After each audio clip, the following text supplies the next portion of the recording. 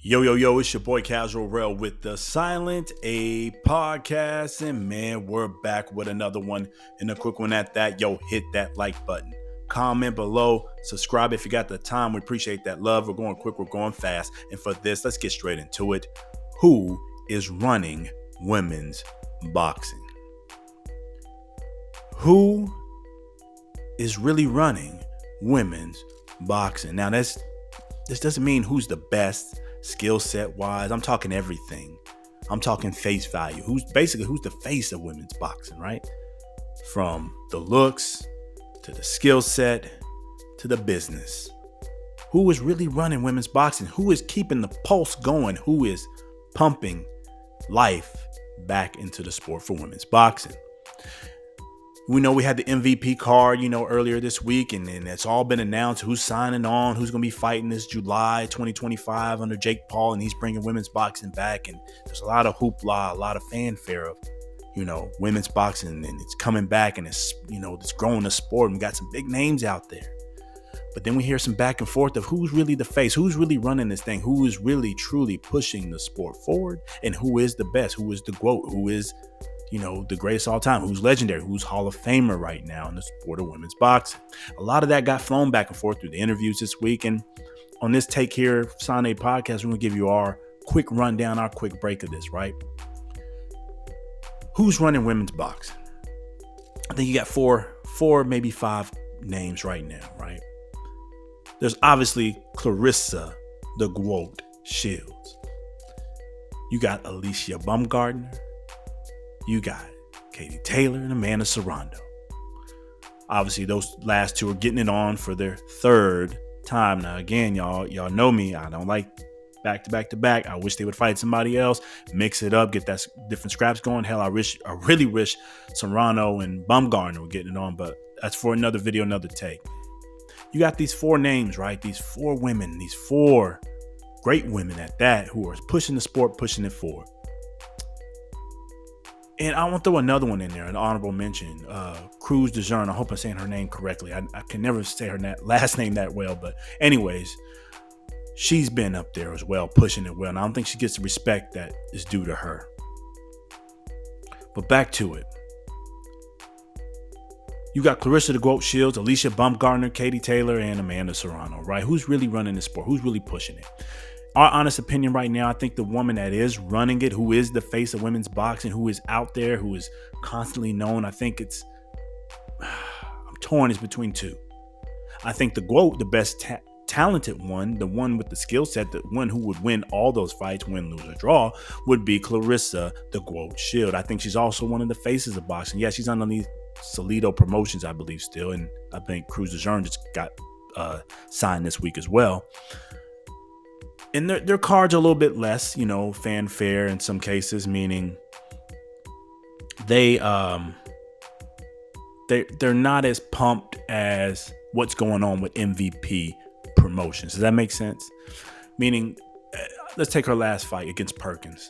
Not a lot of push, not a lot of publicity, not a lot of entertainment value from the sakes of cameras and interviews and blogs and XYZ. Most of that fanfare came from her personal relationships with the likes of Papoose and that growing in the network and her back and forth with Remy Ma. But as far as the fanfare behind the fight itself, and granted, it wasn't a huge fight, but it should have been. I mean, she was about to undispute and do something legendary in the heavyweight division for women's boxing. But I got it. It wasn't as big as a draw. It was on DAZN, if I'm not mistaken. And it just wasn't that big, right? Her last few fights just hasn't been as grandiose and pushing many volumes, but she still gets views. She's still a big draw, definitely in Michigan. And I think a lot of the culture, hip hop for sure, tunes into her.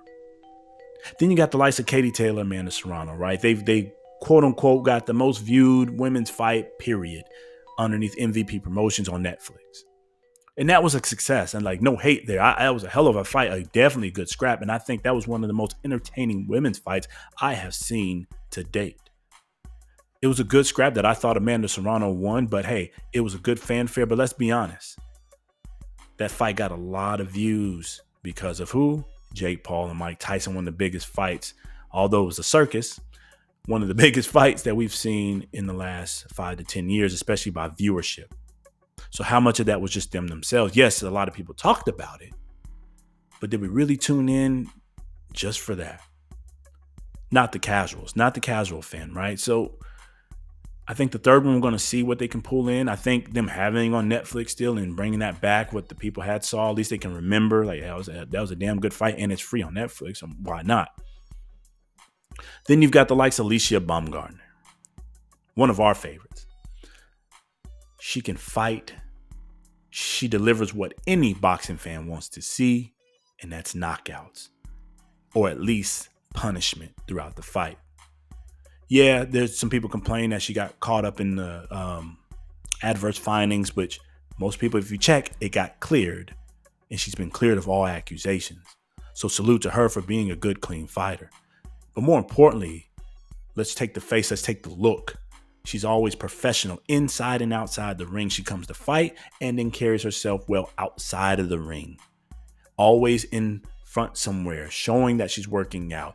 Not afraid to talk, not afraid to brag, not afraid to dress up and look the part. Like, she looks well inside and outside the ring and carrying herself well. Anytime you see Alicia Baumgardner, most people are clicking and watching.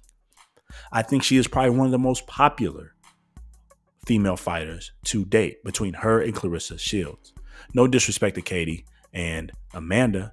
I think their relationship in the ring, their connection in the ring, their fight, their trilogy, which is about to be, is what's amazing, right? Kind of like Pacquiao and Marquez. That fight is amazing. That's something that people want to see, but them separated, I can't sit here and say that Amanda Serrano and Katie Taylor outweigh Alicia Baumgardner or Clarissa Shields, especially when it comes down to who's carrying the sport, face value and skill set.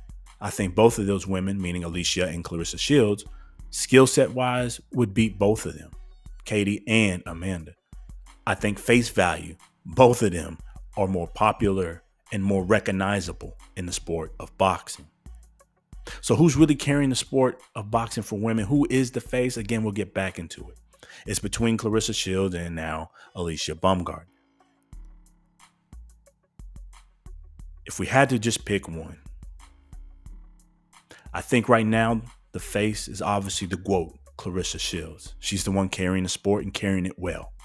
She also looks well outside the ring. She's coming more into herself. Have you seen her last birthday photo shoots? And she's embracing being not just a great boxer, a legendary boxer, and already a Hall of Fame boxer, but she's carrying herself as like a role model outside the ring, something that other females want to grow into, whether they're going to be boxers or not. She's carrying herself well, professional. She looks great on camera.